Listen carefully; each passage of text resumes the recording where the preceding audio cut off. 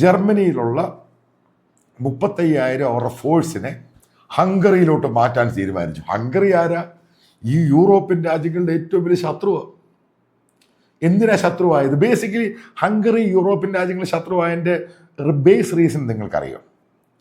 അതായത് ഈ അറേബ്യൻ രാജ്യങ്ങളിൽ നിന്ന് റെഫ്യൂജി ആയിട്ട് മറ്റ് പല രാജ്യങ്ങളിൽ നിന്നും യൂറോപ്യൻ രാജ്യങ്ങളിലോട്ട് ആൾക്കാർക്ക് ഞങ്ങൾ ഇത്ര പേരെ എടുത്തോളാം, ഞങ്ങൾ 5,000 പേരെ എടുത്തോളാം, ഞങ്ങൾ 10,000 പേരെ എടുത്തോളാം എന്നൊക്കെ പറഞ്ഞു. ഹംഗറി തീർത്തും പറഞ്ഞു, ഞങ്ങളൊരൊറ്റ മുസ്ലിംസിനെ എടുക്കത്തില്ല. നിങ്ങൾക്ക് ഓർമ്മയുണ്ടായിരിക്കും, സിറിയന്ന് വന്ന സമയത്ത് അവൻ്റെ ഹംഗറിയുടെ ബോർഡറിൽ പന്നിയെ കൊണ്ടങ്ങിറക്കി, അതായത് നാട്ടുപന്നി. കാരണം പന്നിക്ക് അവർക്ക് ഹറാമാണല്ലോ. ഇതൊക്കെ ഞാനിത് പറയുമ്പം ഇതൊക്കെ ഭയങ്കരമായിട്ട് അന്നത്തെ വലിയ ഗ്ലോബൽ വാർത്തയായിരുന്നു. വിക്ടർ ഓബറോൺ അതിൻ്റെ പ്രധാനമന്ത്രി തീർത്തും പറഞ്ഞു, ഞങ്ങൾ ഇവന്മാരെ ഒറ്റ ഒരുത്തിനെ കയറ്റത്തില്ല, നിങ്ങൾ എന്ത് കുന്തം വേണമെങ്കിലും ചെയ്തു. ഞങ്ങൾ ഉക്രൈനെ സപ്പോർട്ട് ചെയ്തില്ല, കാരണം ഉക്രൈൻ പ്രസിഡന്റ് ജോക്കറാണ്. എന്തുകൊണ്ട് അയാൾ വാറിന് പോയി? ഇതിൻ്റെ പേരിൽ യൂറോപ്യൻ രാജ്യങ്ങൾ ഹംഗറിയുമായിട്ട് ഉടക്കാം. ഇന്ന് യൂറോപ്യൻ രാജ്യങ്ങളിൽ സമാധാനത്തോടു കൂടി ജനങ്ങൾക്ക് പുറത്തിറങ്ങാൻ പറ്റുന്ന ഒരു രാജ്യമുണ്ടെങ്കിൽ അത് ഹംഗറി മാത്രമാണ്. കാരണം ഇത് ഈ മാത്യു സാമുൽ സാർ പറഞ്ഞൊരു പ്രധാനപ്പെട്ട വിഷയം, ഈ ഹംഗറിയിലേക്ക് സിറിയയിൽ നിന്ന് പല ആളുകളും, അവിടുത്തെ കുടിയേറ്റക്കാർ, അവിടുത്തെ പ്രശ്നങ്ങളുണ്ടായി വന്ന ആളുകൾ, അവിടുത്തെ ഈ പല പ്രശ്നങ്ങളിൽ നിന്ന് പുറത്തേക്ക് പോയി യൂറോപ്യൻ രാജ്യങ്ങളിൽ പല രാജ്യങ്ങൾക്ക് വന്ന സമയത്ത് ഹംഗറി മാത്രം ഇവരെ പ്രതിരോധിച്ചത് പന്നികളെ ഇറക്കിയിട്ടാണ്. പന്നികളെ പൂർണ്ണമായിട്ടും ഈ ഹംഗറിയുടെ അതിർത്തി പ്രദേശങ്ങളിൽ കൊണ്ടുപോയി അവിടെ കൊണ്ടുവന്നിട്ടു. ആയിരക്കണക്കിന് പന്നികളെ കൊണ്ടുവന്നിട്ടു. ഇതാണ് കാര്യം. അപ്പൊ ഇതിട്ട സമയത്ത് ഇതിനെ മറികടന്ന് ഇവർക്ക് വരാൻ പറ്റാത്തൊരു സിറ്റുവേഷൻ. കാരണം അത് പൂർണ്ണമാണ്. ഈ വിഷയം കൊണ്ട് മാത്രമാണ് ഇന്ന് ഹംഗറി കടുത്ത നിലപാടുകൾ സ്വീകരിച്ചതിന്റെ പേരിൽ അവിടെ സമാധാനമുണ്ട്. ഇന്ന് ബ്രിട്ടനിൽ സമാധാനമുണ്ടോ? ഓസ്ട്രിയയിലുണ്ടോ? സ്പെയിനിലുണ്ടോ? ജർമ്മനിയിലുണ്ടോ? ഫ്രാൻസിലുണ്ടോ? ഏത് യൂറോപ്യൻ രാജ്യത്താണ് സമാധാനപരമായിട്ട് അവിടുത്തെ ആളുകൾക്ക് ഇപ്പോൾ പുറത്തിറങ്ങാൻ പറ്റുന്നത്? കാരണം ഒരു പ്രശ്നം അല്ലെങ്കിൽ ഒരു പ്രധാനപ്പെട്ട ഒരു പ്രോഗ്രാം നടക്കുന്നതല്ല, ന്യൂ ഇയർ ആഘോഷമായിക്കോട്ടെ, മറ്റെന്തെങ്കിലും ഒരു പരിപാടി ആയിക്കോട്ടെ, പോലീസിന്റെ വലിയ രീതിയിലുള്ള അല്ലെങ്കിൽ അവിടുത്തെ മിലിറ്ററിയുടെ വലിയ രീതിയിലുള്ള ഒരു പ്രൊട്ടക്ഷൻ ഇല്ലാതെ പഴയ രീതിയിലൊന്നും ഇവർക്ക് നടക്കാൻ പറ്റില്ല. കാരണം അത്രത്തോളം ഭീകരമായിട്ടുള്ള ചിന്താഗതിയോട് കൂടി ഒരു കൂട്ടം ആളുകൾ അവിടെ പ്രവർത്തിക്കുകയാണ്. അതുകൊണ്ടാണ് ബ്രിട്ടൻ ഇപ്പോൾ 6 ലക്ഷം ഈ സുഡാപ്പികളെയാണ് രാജ്യത്തിന് പുറത്തേക്ക് ഇടാൻ പോകുന്നത്. ഒന്ന് ആലോചിച്ച് നോക്കണം. 6 ലക്ഷം ആളുകളെയാണ് പുറത്തേക്ക് വിടാൻ പോകുന്നത് നോക്കുമ്പോൾ, അങ്ങനെ ഒരു ചിന്താഗതി വരുമ്പോൾ നമ്മൾ ചിന്തിക്കുക എത്രത്തോളം വലിയ രീതിയിൽ തന്നെ ഈ ലോകത്ത് കാര്യങ്ങൾ മാറി മറിഞ്ഞുകൊണ്ടിരിക്കുകയാണ്. യൂറോപ്യൻ രാജ്യങ്ങൾ മുഴുവൻ ഇപ്പൊ ആ ഒരു ചിന്താഗതിയിലേക്ക് അയക്കണം. അവരെത്രത്തോളം വലിയ രീതിയിൽ വയ്യാവേലിയാണ് ഈ കൊണ്ടുവന്ന് വെച്ചത് അല്ലെങ്കിൽ ഞങ്ങളുടെ രാജ്യത്തേക്ക് സ്വീകരിച്ചത് എന്നുള്ളത് ഇപ്പോൾ അവർക്ക് ബോധ്യമായിരിക്കണം. അത്രത്തോളം ഭയങ്കരമായിട്ടുള്ള പ്രശ്നങ്ങളിലേക്ക് പോകുന്നു. അപ്പൊ ഹംഗറി അങ്ങനെ ഒരു തീരുമാനം എടുത്തത് കാരണം സ്വസ്ഥമാണ്. നമ്മൾ നോക്കുക, ഫ്രാൻസ് എന്ന് പറയുന്ന രാജ്യത്ത് മാത്രം ഉണ്ടായിരിക്കുന്ന അല്ലെങ്കിൽ ഈ ജിഹാദി ഗ്രൂപ്പുകളുടെ പ്രശ്നങ്ങൾ, ഒരു മാസികയിൽ ഒരു ചെറിയൊരു വിഷയം, ഒരു ചിത്രം വരച്ചതിന്റെ പേരിൽ ആ മാസികയുടെ ഹെഡ് ഓഫീസ് അത് എത്ര വട്ടമാണ് ഇവന്മാർ ആക്രമിച്ചത്. അത് നിസ്സാരം ആക്രമണം, വലിയ രീതിയിലുള്ള സ്ഫോടനങ്ങൾ. അതിലൊരു മഹാൻ നമ്മുടെ കേരളത്തിൽ നിന്നാണെന്ന് കൂടി നമ്മൾ ആലോചിക്കണം.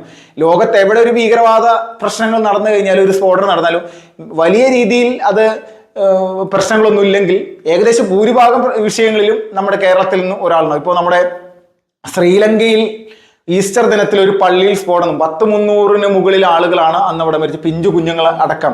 ഈസ്റ്ററിന്റെ അന്ന് രാവിലെ പ്രാർത്ഥനയ്ക്ക് വന്ന ആളുകളാണ്. ഒന്ന് ആലോചിച്ച് നോക്കണം എത്രത്തോളം ഭീകരം. 4 പേര് ഫുള്ള് സ്ഫോടക വസ്തുക്കൾ ബാഗിൽ നിറച്ചുകൊണ്ട് ഈ പള്ളിയിലേക്ക് കയറുന്നതാണ്. തകർന്ന് തരിപ്പണമായി പോയി എന്നുള്ളതാണ്. ആ പള്ളിയുടെ ഒരു അവസ്ഥ ബാക്കിയുള്ള ചിത്രങ്ങളിൽ നിന്ന് നമ്മൾക്ക് കാണാൻ സാധിക്കും. ഞെട്ടിക്കുന്ന വിഷയങ്ങളാണ്. അപ്പൊ ഇതൊക്കെ നടന്നത് എന്താണ്? ഇതുപോലുള്ള കാര്യങ്ങൾ ചെയ്യുന്നത് എന്താണ്?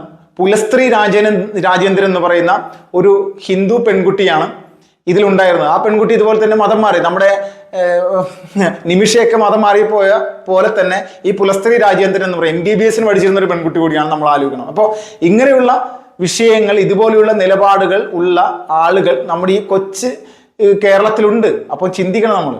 അപ്പോൾ നമ്മൾ പൂർണ്ണമായിട്ടും യൂറോപ്യൻ രാജ്യങ്ങളിൽ ഇതുപോലെയുള്ള വിഷയങ്ങൾ നടന്നുകൊണ്ടിരിക്കുമ്പോൾ ഇവിടെ നമ്മുടെ ഈ നാട്ടിൽ എത്രത്തോളം വലിയ രീതിയിൽ സുഡാപ്പികളൊക്കെ പിന്തുണക്കുന്നു, അവർക്ക് ഏതെല്ലാം തരത്തിൽ പിന്തുണ കിട്ടുന്നു. ഇവിടെയുള്ള ആളുകൾ അല്ലെങ്കിൽ ഇവിടെയുള്ള സുഡാപ്പികളെ മാത്രമല്ല ഈ പിന്തുണ കൊടുക്കുന്നത്, ഹമാസ് പോലെയുള്ള ഭീകരവാദ സംഘടനകൾ കൂടി പിന്തുണ കൊടുത്തുകൊണ്ട് പരസ്യമായിട്ട് ഇവിടെ പൊതുപരിപാടികൾ വരെ നടക്കുന്നു. ഇവ വർഷങ്ങൾക്ക് മുന്നേ തന്നെ, കുറച്ച് വർഷങ്ങൾക്ക് മുന്നേ വലിയ ആഭ്യന്തര യുദ്ധങ്ങളും പ്രശ്നങ്ങളും ലെബനനിലും സിറിയയിലൊക്കെ ഉണ്ടായ അല്ലെങ്കിൽ അറേബ്യൻ രാജ്യങ്ങളുമായി ബന്ധപ്പെട്ടുണ്ടായ സമയത്ത് അവര് രണ്ട് കൈ നീട്ടി സ്വീകരിച്ച യൂറോപ്യൻ രാജ്യങ്ങൾക്ക് കിട്ടിയ പണിയാണ് ഇപ്പോൾ ഇന്ന് വലിയ രീതിയിൽ ചർച്ചയാകുന്നത്. ഇപ്പൊ ഇവർക്കൊരു ആത്മവിശ്വാസം ഉണ്ടായിരിക്കുന്നത് എന്താണ്? ട്രംപ് അമേരിക്കയുടെ പ്രസിഡന്റ് ആയ സമയത്ത് അദ്ദേഹം അവർക്ക് ജനങ്ങൾക്ക് തിരഞ്ഞെടുപ്പ് വാഗ്ദാനമായിട്ടൊരു കാര്യം കൊടുത്തിരുന്നു. അനധികൃതമായിട്ട് രാജ്യത്തേക്ക് കുടിയേറിയിട്ടുള്ളവന്മാരെ ഇവിടുന്ന് പുറത്താക്കും. അത് ഇന്ത്യയിൽ നടക്കാൻ അങ്ങോട്ട് കുടിയേറിയിട്ടുണ്ട്. അവരെ അടക്കം കയ്യിൽ എന്താ പറയാ വലിയ തരത്തിലുള്ള കൂച്ചുവില ഇങ്ങോട്ടിട്ടാണ് ഇങ്ങോട്ട് എത്തിച്ചത്. കാലിലും കയ്യിലൊക്കെ സൈനിക വിമാനത്തിലാണ് എത്തിച്ചത്. വലിയ രീതിയിലുള്ള ബുദ്ധിമുട്ടോട് കൂടിയിട്ടാണ് ഇവിടെ വന്നിറങ്ങി എന്ന് പറഞ്ഞുകൊണ്ടുള്ള മാധ്യമങ്ങളെ വലിയ പ്രശ്നം. അവരുടെ രാജ്യത്തേക്ക് അനധികൃതമായിട്ട് കടന്നു കയറിയിട്ടുള്ള ആളുകളെ എങ്ങനെ കൊണ്ടുവരണം, എങ്ങനെ കൊണ്ടുവരാതിരിക്കണം എന്നൊക്കെ അവർക്കറിയാം. അത് അവർ തീരുമാനിക്കും. അത് തീരുമാനിക്കുന്നത് നമ്മളല്ല. അപ്പൊ അതുപോലെ തന്നെ നമ്മളും നമ്മുടെ രാജ്യത്തേക്ക് അനധികൃതമായിട്ട് കുടിയേറിയിട്ടുണ്ടെങ്കിൽ അവരെ എന്ത് ചെയ്യണം, എങ്ങനെ അങ്ങോട്ട് എത്തിക്കണമൊക്കെ നമ്മളാണ് തീരുമാനിക്കുന്നത്. അതിൽ മറ്റൊരു രാജ്യങ്ങൾ ഇടപെടേണ്ട ആവശ്യമില്ല. അപ്പോൾ ഈ ഒരു വിഷയം ട്രംപ് ചെയ്ത സമയത്ത് ഇപ്പോൾ യൂറോപ്യൻ രാജ്യങ്ങൾക്ക് ഒരു ആത്മവിശ്വാസം, ഞങ്ങളും ഈ കുടിയേറ്റക്കാരെ ഞങ്ങളും പുറത്താക്കാൻ പോവുകയാണ്. ഇത് തന്നെയാണ് ഇപ്പോൾ പൂർണ്ണമായിട്ടും മുഴുവൻ രാജ്യങ്ങളും ഈ ഒരു നിലപാടിലേക്ക് ശക്തമായിട്ട് തന്നെ പോവുകയാണ്. ഇതാണ് യഥാർത്ഥത്തിൽ ഇന്ന് ലോകത്ത് നടന്നുകൊണ്ടിരിക്കുന്നത്.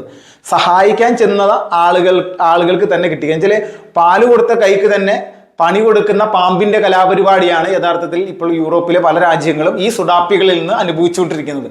അപ്പൊ അതിൽ കൃത്യമായിട്ട് സ്വയം ഒരു സംരക്ഷണം ഏറ്റെടുത്ത് കാര്യങ്ങൾ മുൻകൂട്ടി തന്നെ മനസ്സിലാക്കി നിന്ന സർക്കാരായിരുന്നു ഹംഗറിയുടേത്. ഹംഗറി അതിൽ ഒരു കോംപ്രമൈസും ഇല്ലാതെ കൃത്യമായിട്ടുള്ള നിലപാടെടുത്തു. ഇവന്മാരെ ഞങ്ങളുടെ രാജ്യത്തേക്ക് ഇല്ല, കാരണം ഞങ്ങളുടെ രാജ്യത്ത് അത്യാവശ്യം എല്ലാവരും ഉണ്ട്, അവരുമായിട്ട് ഞങ്ങൾ ബന്ധപ്പെട്ട് പൊക്കൊണ്ട് ഞങ്ങൾക്ക് ഇതുപോലെയുള്ള സേവനം ചെയ്യാൻ, രാജ്യത്തെ നശിപ്പിച്ചുകൊണ്ടുള്ള സേവനം ചെയ്യാനുള്ള കലാപരിപാടിക്ക് ഞങ്ങൾക്ക് തൽക്കാലം താല്പര്യമില്ല. അന്ന് ബ്രിട്ടനും സ്വീഡനും സ്പെയിനൊക്കെ വലിയ രീതിയിലുള്ള ഒരു പ്രതിഷേധവും വിഷയങ്ങളും ഹംഗറിക്ക് നേരെ ഉണ്ടാക്കി വലിയ രീതിയിലുള്ള കലാപം. ഹംഗറി ചെയ്യുന്നത് ക്രൂരമാണ്, മനുഷ്യാവകാശ ലംഘനമാണ്. യൂറോപ്യൻ രാജ്യങ്ങളായിട്ട് ഞങ്ങളെല്ലാവരും ഇങ്ങനെ ചെയ്യുമ്പോൾ നിങ്ങൾക്ക് മാത്രം എന്താണ് ഇങ്ങനെ ചെയ്താൽ, എന്താണ് നിങ്ങൾ ചെയ്യാത്തത്, എന്താണ് വലിയ രീതിയിലുള്ള വിമർശനങ്ങളൊക്കെ ആയിട്ട് നിരന്തരമായിട്ട് വന്നു. പക്ഷെ ഹംഗറിക്ക് നേരത്തെ തന്നെ കാര്യമായി ഇവന്മാർ വന്നു കഴിഞ്ഞിട്ടുണ്ടെങ്കിൽ നാട് നശിപ്പിച്ച് കളയുമെന്നുള്ള തർക്കമില്ല. അത്രത്തോളം വലിയ രീതിയിലുള്ള പ്രശ്നങ്ങൾ ഇവരുണ്ടാക്കും, അതിൽ സംശയമില്ല.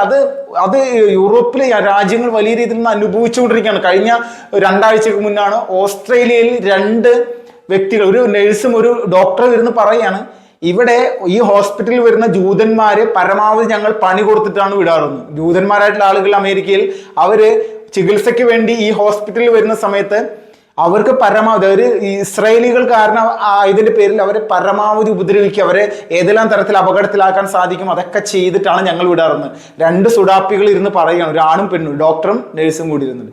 അത് ലോകം മുഴുവൻ കാണുകയാണ്, വീഡിയോ ചെയ്യുകയാണ്. അപ്പൊ ഇവർ ഈ മതഭ്രാന്തും നമ്മൾ ചിന്തിച്ച് നോക്കാം. അപ്പൊ ഇത്രത്തോളമുള്ള മാനസികാവസ്ഥയുള്ള ആൾക്കാർ. അപ്പൊ ഇവരെയൊക്കെ ഓസ്ട്രേലിയ പോലും അടിച്ച് പുറത്താക്കാനുള്ള നിലപാട് സ്വീകരിച്ചു കഴിഞ്ഞു. ഇതാണ് യാഥാർത്ഥ്യം.